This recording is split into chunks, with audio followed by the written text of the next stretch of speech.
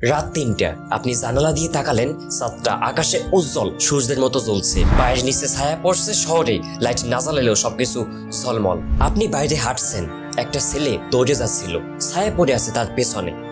এক বয়স্ক লোক জানালার পর্দা টেনে দিয়েছেন, কারণ ঘুমাতে পারছেন না। পাখিরা কনফিউজড, ভোর ভেবেই ডাকতেছে তারা। চাঁদ আসলে সূর্যের আলো রিফ্লেক্ট করে শুধুমাত্র 7%, কিন্তু যদি তার সারফেস মিরর বা আয়নার মতো হতো, তাহলে রাতের আকাশ হয়ে যেত দিনের চেয়েও তীব্র।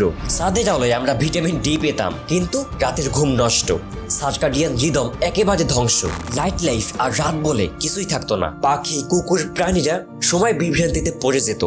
মানুষ সারাদিন কাজ করে রাতেও রেস্ট করতে পারতো না। ডিপ্রেশন, ঘুমের রোগ, মানসিক সমস্যা এগুলো বেড়েই যেত। এখন চাঁদের আলোকে শুধু রোমান্টিক হওয়ার জন্য যথেষ্ট না, এত উজ্জ্বল হয়ে গেলে মানুষ রাত নামক আশ্রয়টাই হারিয়ে ফেলতো। আর তখন আমরা ক্লান্ত শরীরে হয়তো একটাই কথা বলতাম, maybe darkness is not the enemy, it's the medicine.